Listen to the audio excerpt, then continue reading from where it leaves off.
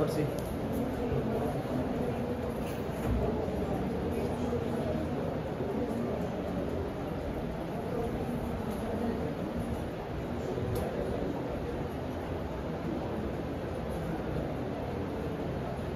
दशहरे वाले दिन भी ध्यान रखना, छुट्टी है।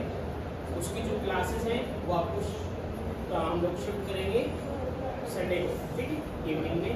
तो दशहरे वाले शाम को यहाँ पे मत आना कोई भी जगह, और संडे को अनटिलनेस कोई बड़ी इमरजेंसी ना हो तो छुट्टी मत करिएगा, क्योंकि चैप्टर नया शुरू हुआ है। दशहरे को मुझे पता पूरी क्लास आएगी ना, प्रोडक्टिव हो पाएगी क्लास, छुट्टी हो जाएगी, तो पहले अनाउंस कर दिया जाएगा।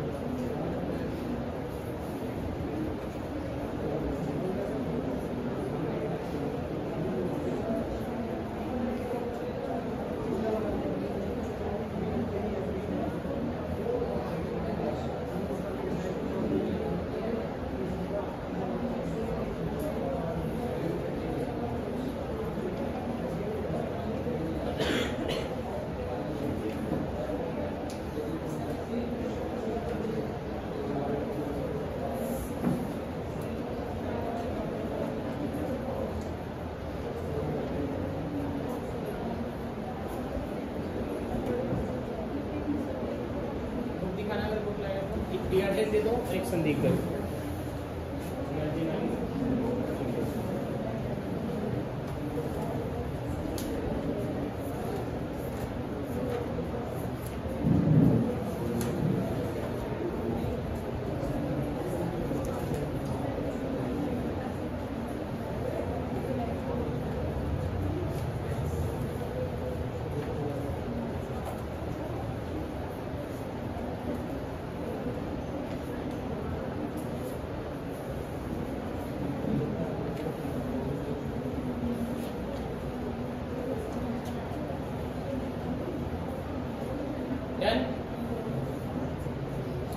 ओके, अब जाइए हम थोड़ा सा देखते हैं कि एक क्या कहते हैं,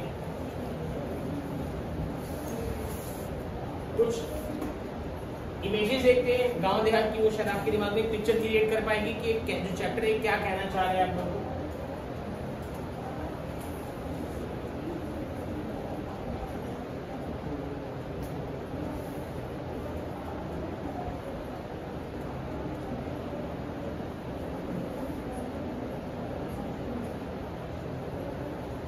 As you all know that कि टाटा में एक बहुत बड़ा लॉस हुआ है, रतन टाटा। मैं अपने बिजनेस स्टडीज की क्लास में बार बार रतन टाटा का एग्जाम्पल देता था, और जैसे ही का ग्राफ एकदम सडन पता लगा ना, तो ऐसा लगा कि ना पर्सनल कोई लॉस हो गया। हम में से कोई भी बंदा ऐसा नहीं है जो डायरेक्टली उनसे कभी मिला हो, लेकिन एक कहते हैं ना, a man with a zero hidden, जैसे पहले थे केपीजे अब्दुल कलाम, इसी तरीके से रतन टाटा। तो अब एक बड़ा क्वेश्चन है, अगर आप लोग थोड़ा यहाँ पे कॉमर्स वाले बच्चे जो बैठे हैं ना, एक क्वेश्चन बड़ा क्रिएट होता है कि जो टाटा ग्रुप है ना, अब उसकी जो आने वाले 10 साल है 20 साल है, उसकी आइडियोलॉजी में क्या चेंज आएगा। क्योंकि रतन टाटा सर की जो आइडियोलॉजी थी वो यही थी कि हमारे को कुछ भी काम करना है, ऐसा काम करना है जो देश के लोगों को बेनिफिट पहुंचा सके। जैसे चाहे नैनो कार निकालना, कहते हैं बेकार डीजल है, लेकिन वो डीजल के पीछे की वजह, ठीक है, और भी बहुत सारे ऐसे बड़े बड़े डीजल्स हैं जो उन्होंने लिए अपने टाइम पर। उसमें सब में एक ही आधार था, एक ही एसेंस था कि देश के लोगों को फायदा पहुंच सके, ठीक है। चलिए आइए, सबसे पहले मैं कुछ इमेजेस यहाँ पे सिर्फ दिखाने का एक ही पर्पज है कि आप लोग कनेक्ट कर सके कि क्या क्या प्रॉब्लम फेस कर रहे हैं। ट्रांसपोर्टेशन, पीने का पानी, ठीक है,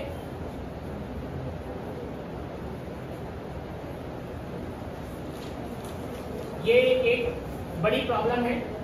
अगर आप लोग इस पिक्चर को समझ पा रहे हो कि कहीं ना कहीं जितना अच्छे तरीके से शहर के बच्चों को एजुकेशन मिल पा रही है, चाहे वो स्कूलों में, चाहे वो प्राइवेट हो या गवर्नमेंट हो या ट्यूशंस में, आसपास फैसिलिटी तो अवेलेबल है ही सर, बट गांव देहात में वो फैसिलिटीज अवेलेबल नहीं है सर। कहीं ना कहीं गांव का बच्चा बहुत ज्यादा स्ट्रगल करता है, बहुत ज्यादा प्रॉब्लम फेस करता है, उसके पास सारे के सारे सोर्सेज नहीं है, फैसिलिटीज नहीं है। हमारे पास तो क्या सर, अगर कोई दिक्कत आ गई सर, ऑनलाइन शुरू करा, यूट्यूब पढ़ना शुरू कर दिया, नहीं तो सर आस पड़ोस में ट्यूशन भी अवेलेबल है। अब वहां पे तो क्या है सर कि पेरेंट्स के पास उतना पैसा भी नहीं है। आज if I am not wrong, ये पिक्चर देखिए सर, बहुत ये ऊपर हो जाए पिक्चर, आप इस पिक्चर से अंदाजा लगाइए इस सारी पिक्चरों से।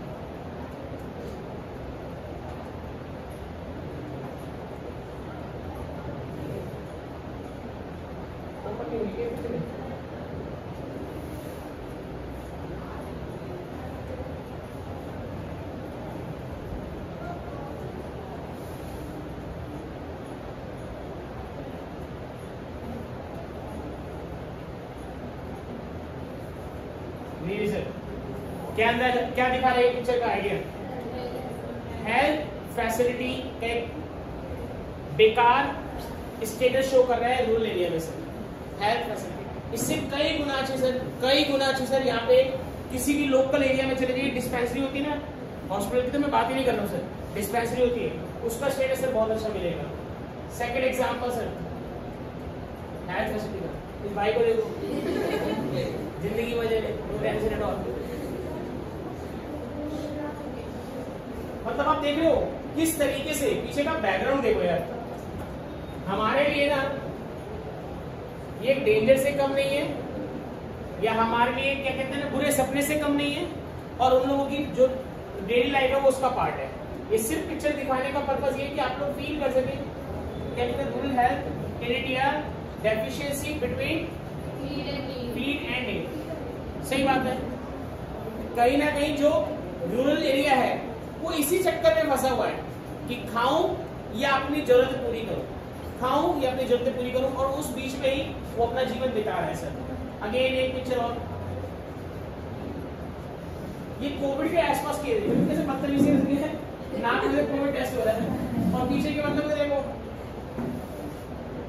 ये एक प्रॉब्लम है सर। एक पिक्चर आई थी मदर इंडिया, देखी थी किसी ने? बहुत पुरानी पिक्चर है मदर इंडिया में। मैं आपको इंसिडेंट शेयर करता हूँ, थोड़ा सा आइडिया लग जाएगा, फिर चैप्टर को शुरू कर लेते हैं। मदर इंडिया एक पिक्चर है, अगर इस रूरल डेवलपमेंट को समझना हो तो आप लोग वो पिक्चर भी देख सकते हैं। उस पिक्चर में दिखाया गया है कि किसान क्या क्या दिक्कतें फेस करता है। एक किसान ने लोन लिया, खेती अपनी करने लग रहे हैं, बट उसके जो बैल हैं वो उस बंजर जमीन को जोत नहीं पाए और सर बैल मर जाते हैं। बैल मर गए, उसके पास अब क्या कहते हैं फसल को प्रोड्यूस करने के लिए कोई सोर्स नहीं है। जो कर्जा चला हुआ था सर, वो कर्जा वापस करना है, जिससे कर्जा ले रखा था वो आया और उसने घर के सारे बर्तन बाहर फेंक दिए, जिसको लोकल भाषा में कहते थे लाला। समझ पा रहे हो? वैसे तो नॉर्मल इंग्लिश में क्या कहेंगे, मनी लेंडर, ट्रेडर, है ना, ये सब वर्ड यूज करेंगे, लेकिन लोकल भाषा में लाला वर्ड यूज किया जाता था। उसके बाद अगर फार्मर ने फसल प्रोड्यूस कर भी ली तो उसके साथ दिक्कत है कि उसको ना प्रॉपर मार्केट नहीं मिल पा रही। क्या नहीं मिल पा रही? मार्केट नहीं मिल पा रही। ठीक है ना? एक ये ये क्या दिखा रहा है सर? ये क्या दिखाना चाह रहा है? ट्रांसपोर्टेशन की दिक्कत है सर। किसकी दिक्कत है? ट्रांसपोर्टेशन की।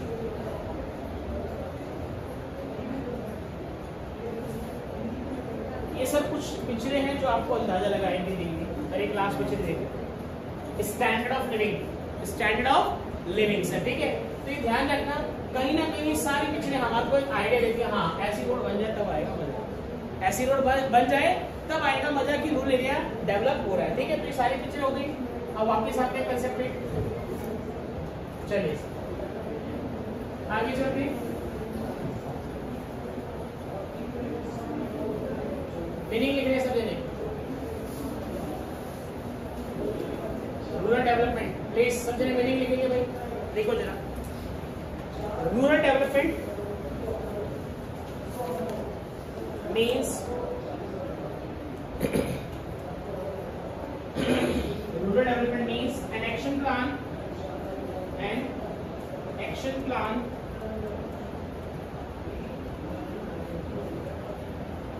for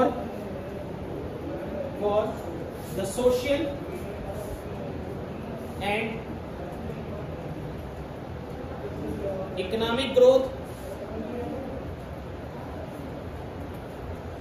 and economic growth, of the rural areas,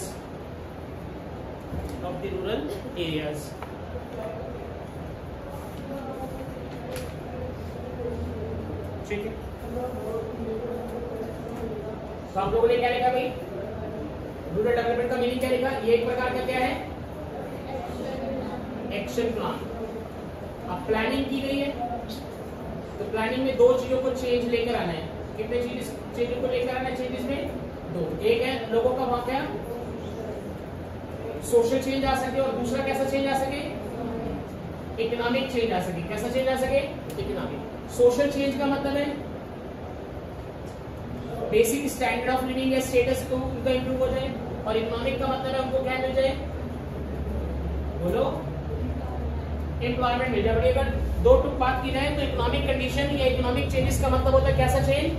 जो आपके रोजगार को बेहतर कर दे, और सोशल में स्टेटस जैसे कि हेल्थ फैसिलिटी होगी, वहां पर एजुकेशन फैसिलिटी होगी सर, ठीक है। जो भी आपने पिक्चर देखी थी उसमें देख रहे थे ना, हेल्थ फैसिलिटी किस बेकार लेवल पर है, शिक्षा के लिए बच्चे नीचे बैठे हुए सर। आज दिल्ली का शायद कोई ऐसा स्कूल नहीं जहाँ पे नीचे बिठाकर पढ़ाया जाता, लेकिन गाँव में सर आज भी ऐसे चल रहा है। और वहाँ पे भी अगर मास्टर आ गए तो ठीक है, नहीं तो मास्टर भी आने कोई दिक्कत नहीं होती सर। बिना मास्टर की स्कूल चल रहे हैं सर, टीचर्स आ ही नहीं रहे, और जो टीचर्स आ रहे हैं उनका लेवल ऑफ नॉलेज एक्सट्रीम है सर। एक्सट्रीम का मतलब क्या है, कई सारे गाँव की रिपोर्ट से निकल कर आती है, वहाँ के जो प्राइमरी टीचर्स हैं या एलिमेंट्री टीचर्स हैं, उनको ये नहीं पता देश का प्रधानमंत्री कौन है, उनको ये नहीं पता सर इंडिया की कैपिटल क्या है। तो आप सोच कर, ये तो फिर भी मैं बहुत बड़े बोल रहा हूँ सर, बेसिक जो इंग्लिश है ना, जैसे ABC, ये भी नहीं सर सिखा पा रहे प्रॉपर लेवल पर।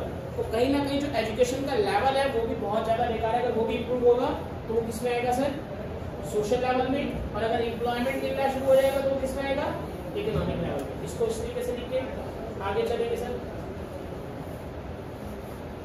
इसको लिख लो ऐसे, अगला पॉइंट इसमें लिखते हैं।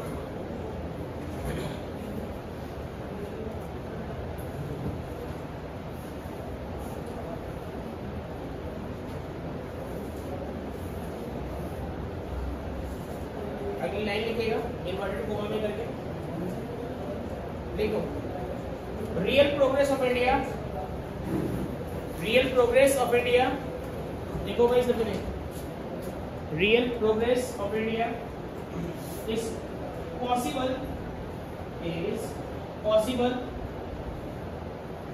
only when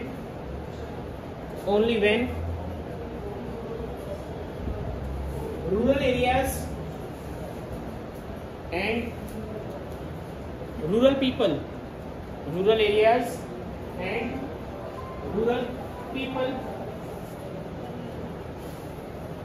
are developed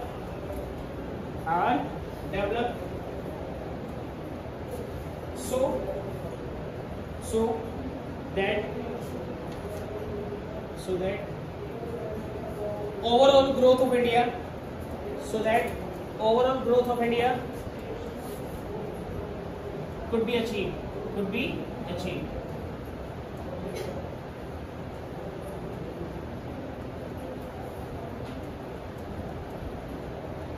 ठीक है,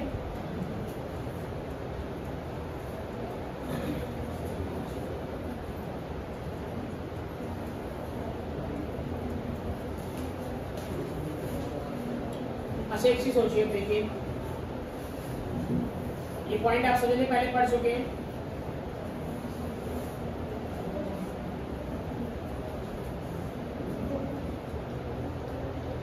चैप्टर थर्ड हमारा क्या था, इंडियन को में चैप्टर थर्ड क्या था, यूनिट थर्ड क्या थी, इकोनॉमिक रिफॉर्म्स 1991। अब इकोनॉमिक रिफॉर्म्स के अंदर आपको याद है जब रिफॉर्म्स हुए तो दो सेक्टर को बड़ी इंपॉर्टेंस मिली। किन किन सेक्टर को बोलो, इंडस्ट्री सेक्टर को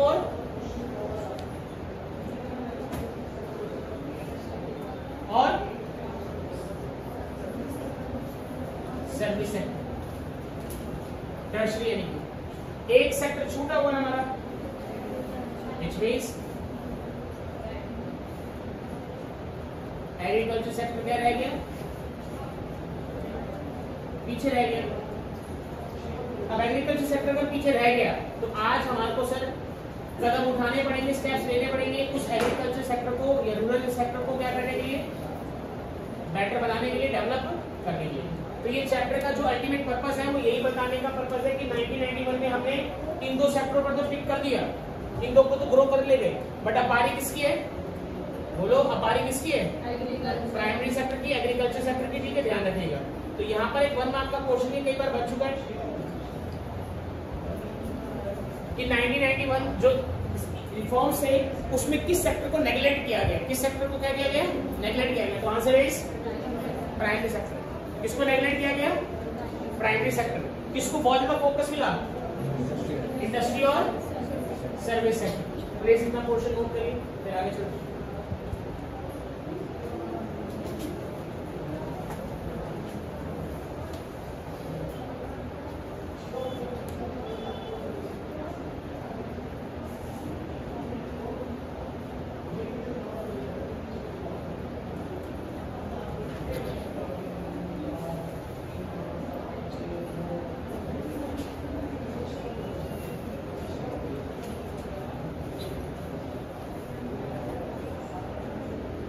डन, ठीक है।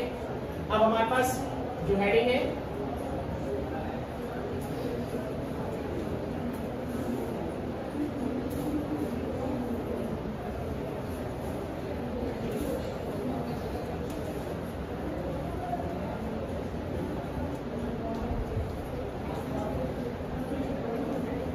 हेडिंग है प्रोसेस ऑफ रूरल डेवलपमेंट, ठीक है। एक बार कोई इमेज देखते हैं कि इसके प्रोसेस की कोई इमेज मिल जाए तो वहां पे और अच्छे से समझिए प्रोसेस ऑफ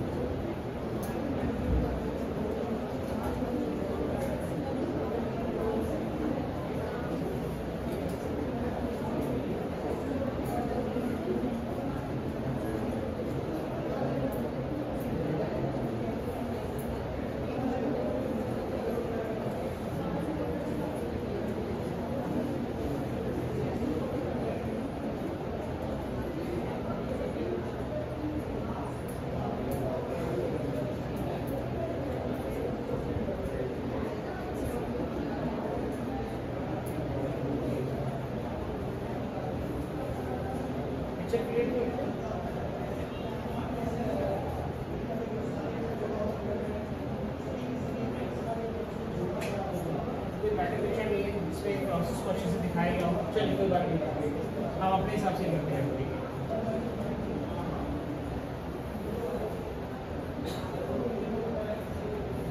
कुछ चार्ट्स, अच्छा प्रोसेस वर्ड लिखा हुआ है, क्या लिखा हुआ है?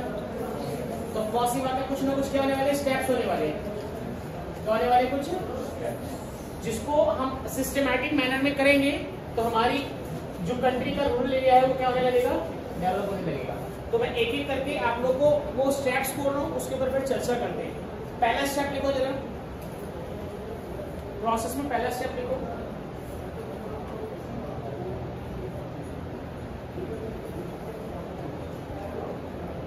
डेवलपमेंट ऑफ ह्यूमन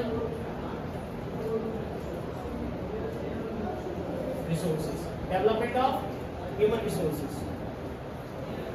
हाँ जी, जिससे पूछूंगा वो रिप्लाई करेगा, बीच में दूसरा बच्चा इंटरफेयर मत करना। वर्ड है ह्यूमन रिसोर्स, है ना।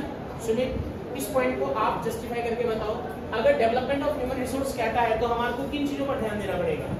ह्यूमन रिसोर्स को डेवलप करना है, इंसानों को डेवलप करने का सबसे बेहतर तरीका क्या है?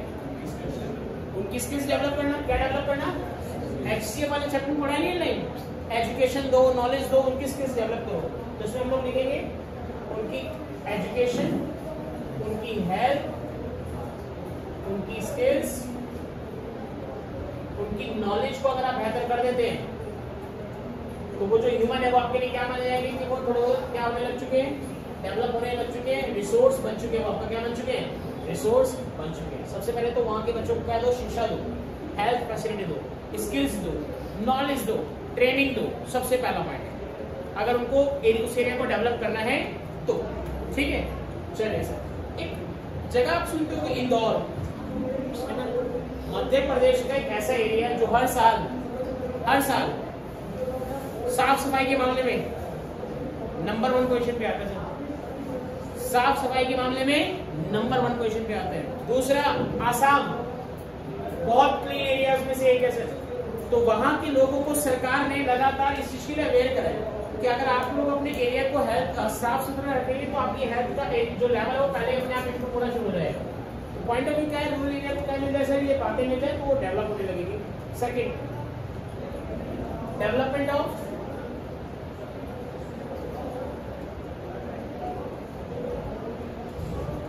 इंफ्रास्ट्रक्चर,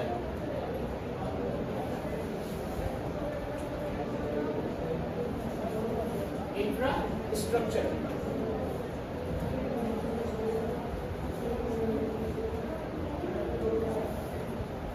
रिया। डेवलपमेंट ऑफ इंफ्रास्ट्रक्चर बोल रहे हैं, तो यहाँ पर किन पॉइंटों को फोकस किया जा सकता है? Road, railways, electricity, banking, insurance, ये जितनी भी चीजें हैं सर, अगर वहां पे डेवलप होनी शुरू हो गई तो हम लोग क्या बोलेंगे कि वहां का इंफ्रा बेटर हो गया सर। ठीक है, roads, electricity, banking, transport, etcetera. ठीक है, इन चीजों को इंप्रूव करो सर, वहां इंप्रूवमेंट आपको नजर आएगी धीरे धीरे। ठीक है, याद है कि मैंने क्या अभी जो बजट वाला चैप्टर करवाया था तो मैंने क्या कहा था, बिहार में इन्वेस्टमेंट हो रही है कितने हजार करोड़ की, लगभग 60,000 करोड़ की, 59,000 करोड़ का कुछ। क्यों और कौन सा एरिया था याद है बिहार का? गया। याद आ रहा है नाम? कुछ याद नहीं होगा, तुम लोग निकम्मे हो, गधे हो, तुम लोग को कुछ याद नहीं रहता। बजट वाले चैप्टर में सिखाया था कि गवर्नमेंट ऑफ इंडिया ने जो इस साल का बजट निकाला है उसमें बिहार का जो गया एरिया है वहां पे लगभग 60,000 करोड़ के आसपास की इन्वेस्टमेंट होगी, जिससे कि उसको बिहार से कलकत्ता, चेन्नई, मुंबई, दिल्ली लगातार कनेक्ट किया जा सके, कि बिहार में ना जो कहते हैं व्यापार है वो आसान हो सके। जब व्यापार आसान हो जाएगा बिहार में तो वहां के लोगों को रोजगार मिलना आसान हो जाएगा। तो ये छोटा सा जो पॉइंट है वो ध्यान रखो भाई। तीसरे पॉइंट पर आओ।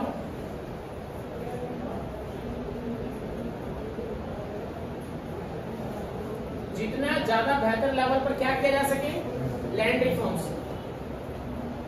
एग्रीकल्चर में या रूरल एरिया में लैंड रिफॉर्म्स बहुत इंपॉर्टेंट है। तो जरा पूछते हैं कल का लैंड रिफॉर्म्स क्यों जरूरी है, या इसका क्या पर्पस होना चाहिए? ये क्या पर्पस होता है लैंड रिफॉर्म्स का?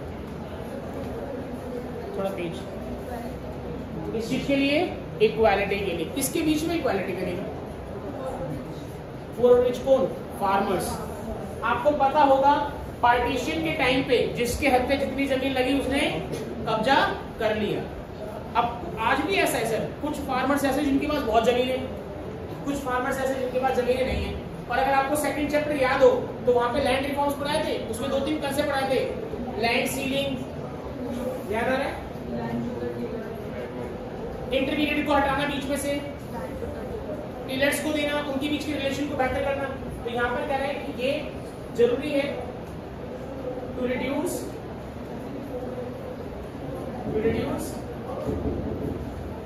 Inequality among the farmers। और यहाँ पे फार्मर्स की कौन सी कैटेगरी? रिच और पुअर फार्मर्स की कैटेगरी को आपको बेटर करना है। ठीक है, 4th पॉइंट पर लेके आते सर,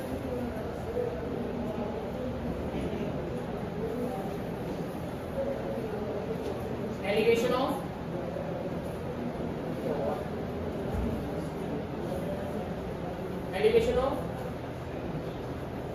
poverty।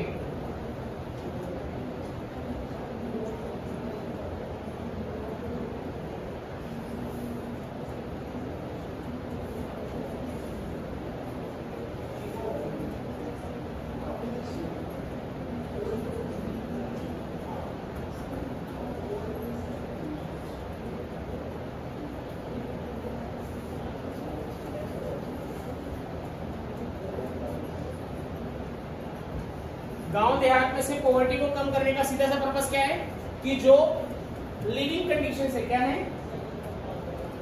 लिविंग कंडीशंस है किसकी? बोलो, वीकर सेक्शन, उनको इंप्रूव करना। अब एक बात का जवाब दो, नंदिनी बच्चे आप बताना, अगर गांव देहात में रहने वाले लोगों का लिविंग स्टेटस बेहतर करना है तो उनको क्या प्रोवाइड कराना पड़ेगा? एजुकेशन। और सोचो थोड़ा, वो तो पहले पॉइंट में आ गया। अगर उनका जो लिविंग कंडीशन से बेहतर करनी है तो उनको क्या प्रोवाइड कराना पड़ेगा? क्या प्रोवाइड कराना पड़ेगा? एम्प्लॉयमेंट। क्या प्रोवाइड कराना पड़ेगा? एम्प्लॉयमेंट। सर सब्सिडी जरूरी है, लेकिन सब्सिडी से ध्यान रखना ग्रोथ नहीं होती कभी। अगर ग्रोथ होगी तो रोजगार से होगी, कि आप देखो हमारे देश में सब्सिडी कितने लोगों को मिलती है, फ्री का राशन कितने लोगों को मिलता है, मुफ्त की स्कॉलरशिप कितने लोगों को मिलती है, लेकिन फिर भी सर दिक्कत है ही ना। तो अगर कोई ग्रो करेगा ना तो कब ग्रो कर सकता है, जब उसको क्या मिले, रोजगार मिले। क्या मिले, रोजगार मिले।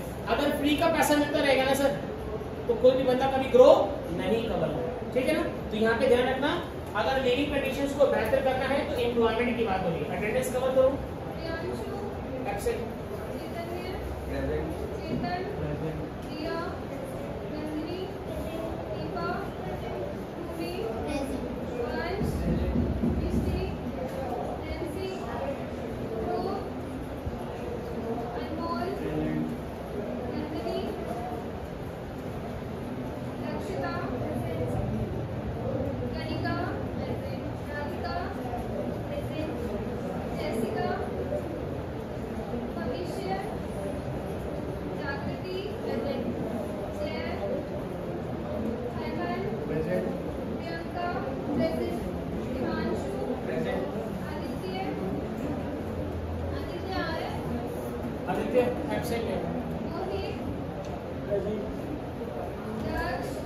एब्सेंट,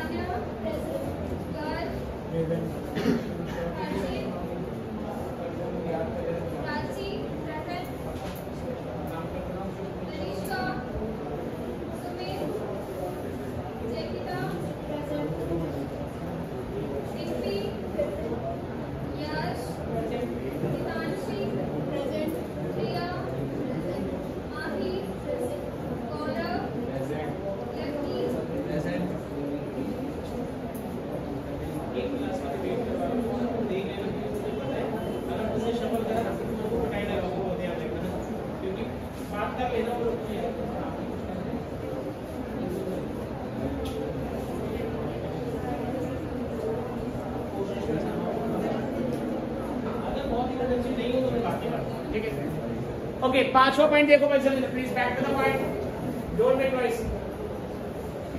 कहता है हमारे देश के अंदर, ये हमारे देश को मान लो या किसी भी देश को मान लो, जो एग्रीकल्चर है ना वो एक सीजनल रोजगार है। कैसा रोजगार है, सीजनल एम्प्लॉयमेंट है। क्यों भाई, कोई जरा बताएगा। हाँ, श्रुति, फार्मिंग, एग्रीकल्चर, सीजनल एम्प्लॉयमेंट क्यों है, सोचो जरा, थोड़ा दिमाग लगा। सीजनल का मतलब समझ आ रहा है ना, कुछ टाइम के लिए।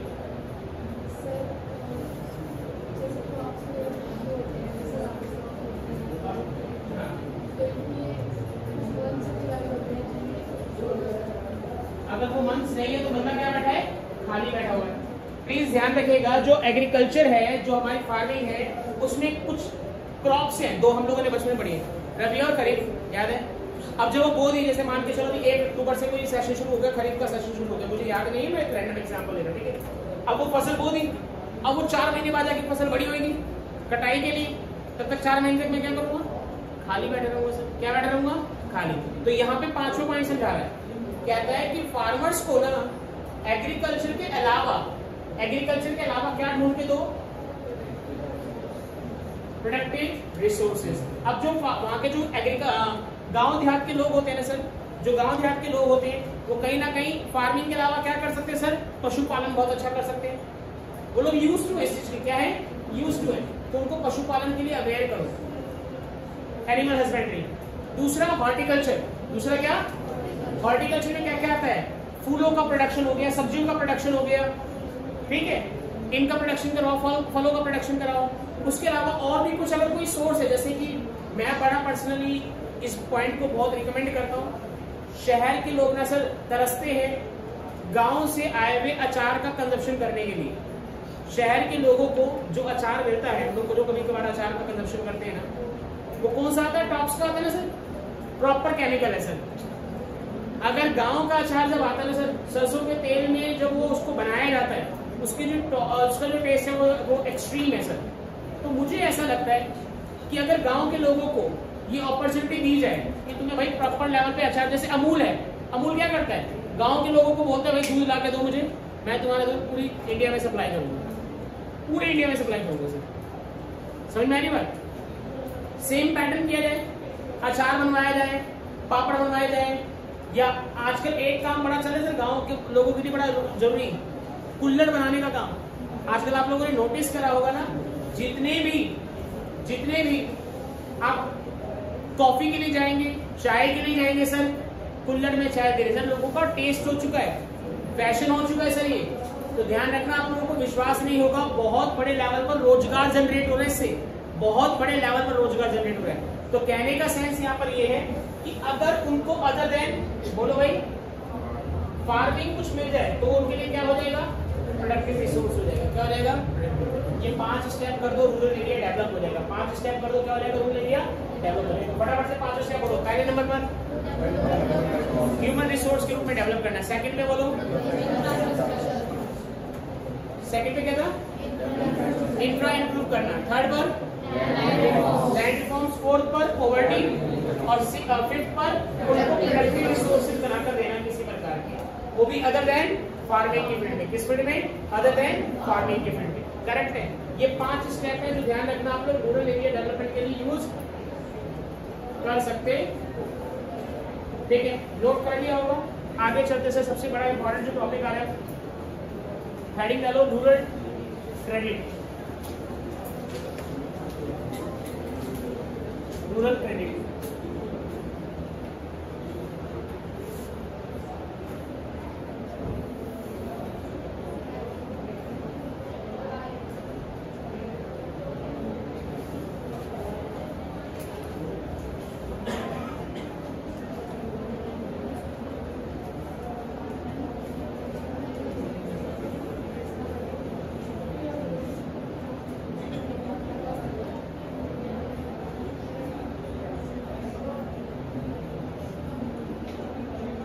प्लीज भाई देखिए जरा, रूरल क्रेडिट को बहुत सिंपल सी भाषा में कन्वर्ट किया जाए तो क्या मीनिंग आ रहा है, रूरल फैमिलीज को लोन मिलना। अब रूरल फैमिलीज को लोन की जरूरत क्यों है सर?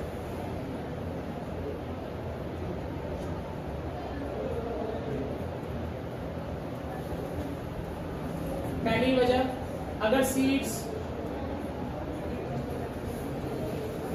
फर्टिलाइजर्स, किसी प्रकार की कोई मशीन, जैसे थ्रेसिंग मशीन याद है, थ्रेसिंग मशीन क्या होती है हिमांशु?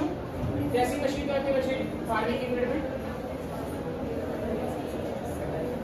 जो कटाई के साथ साथ बीज अलग कर देती है, कूड़ा अलग कर देती है, मतलब जो वेस्टेज होती है ना उसको कूड़ा बोल देते हैं, वो अलग हो जाता है। थ्रेसिंग मशीन आप लोगों को पता ही है सर, जब उसमें फसल जाती है तो बीज अलग, कूड़ा अलग हो जाता है, वेस्टेज अलग हो जाती है। ठीक है, तो अगर किसान को सीड्स, फर्टिलाइजर्स, मशीन, जमीन, ट्रैक्टर या फेंसिंग करवानी है, आपको फेंसिंग का मतलब पता है ना, खेतों के चारों तरफ जो तार लगवा दी जाती है, दैट इज कॉल्ड फेंसिंग। ठीक है, फेंसिंग करवानी है, उन सब के लिए किसान को पैसा चाहिए। अब पैसे के लिए सर कहीं ना कहीं से उसको जुगाड़ पानी पैसे का करना पड़ेगा।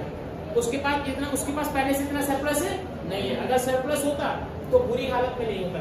अब यहाँ पे मेरे कुछ पॉइंट याद आ रहा है, थोड़ा सोशल है, इमोशनल है, फनी है, आप इसको जैसे भी समझें। हम शहर वाले, हमारे घर में कोई आता है ना तो हमारे को लगता है जल्दी से निकले फटाफट से, ऊपर से उसकी मेहमान नवाजी करके चलते। लेकिन गांव देहात में अगर कभी चले गए आप लोग या जाएंगे सर, वो फार्मर के पास पैसा हो ना हो, लेकिन सर वो खाना आप लोग को इतना बेहतरीन, या जितना भी उसके पास सक्षम होगा ना सर, और वो आपकी हॉस्पिटैलिटी इतनी करके भेजेगा ना सर, आपका दिल खुश हो जाएगा। मेरा एक्सपीरियंस रहा है पर्सनली। हम जब अपने शहरों में किसी के घर पे जाते हैं, आप लोग भी फील करते होंगे सर, वहाँ पे थोड़ा सा ना एक फॉर्मेलिटी ज्यादा नजर आती है। बट जब कभी आप गाँव जाएंगे ना सर, तो वहाँ पे किसान के पास बहुत कुछ नहीं है, बड़े टीवी नहीं है, कार नहीं है, फ्रिज नहीं है, लेकिन जो भी उसके पास संसाधन अवेलेबल है घर के अंदर, वो बहुत बेहतरीन हॉस्पिटैलिटी करके देते सर।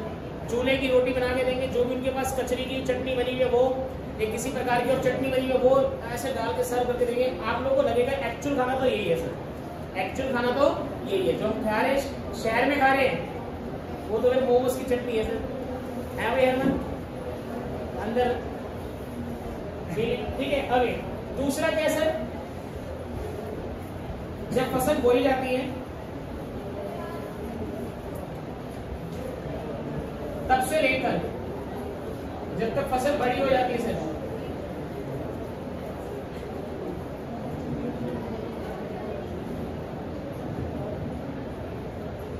फसल बड़ी होगी, इस गैप को, इस टाइम पीरियड को क्या कहते हैं भाई, कोई बताएगा?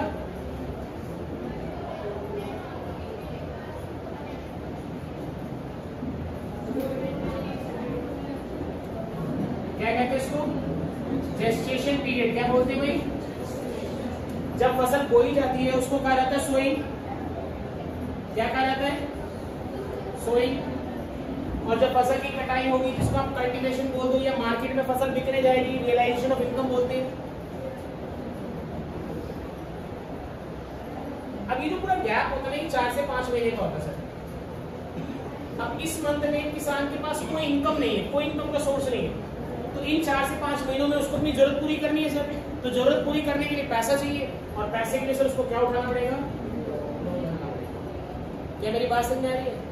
इसके अलावा एक तीसरा पॉइंट ऐड कर देते हैं। खुदा ना खास्ता किसी फार्मर के साथ घर में कोई उसकी बेटे का बेटी का मैरिज फंक्शन है, किसी की डेथ हो गई, या कोई अदर फंक्शन है सर, तो सर उस चीज के लिए तो उसको क्या उठाने पड़ेंगे सर? पैसे उठाने पड़ेंगे, लोन की जरूरत पड़ेगी। तो ये कुछ बेसिक रीजंस हैं, कुछ बेसिक रीजंस हैं जिसके चलते किसान को रूरल क्रेडिट की आवश्यकता पड़ती है। तो अगली क्लास में रूरल क्रेडिट का मीनिंग, इसके रीजंस, टाइप्स और सोर्सेज, ये 4 पॉइंट 5 पॉइंट कवर करेंगे। अगेन दशहरे वाले दिन क्लास नहीं है, संडे की शाम की टाइमिंग रहेगी, मैसेज अपडेट कर दूंगा। छुट्टी बस ध्यान रखना, अवॉइड ही करना, क्योंकि बस की नहीं है दोबारा ये सब इतना डीप में समझाने की सर। एक बार छूट जाता है ना, वो आपको पता करूंगा, सब कॉपी पेस्ट करके ना जुगाड़ पानी बिठा रहे हो। क्लास का डिस्कशन क्लास का ही होता है, ठीक है सर? चलिए जा सकते हैं आप लोग।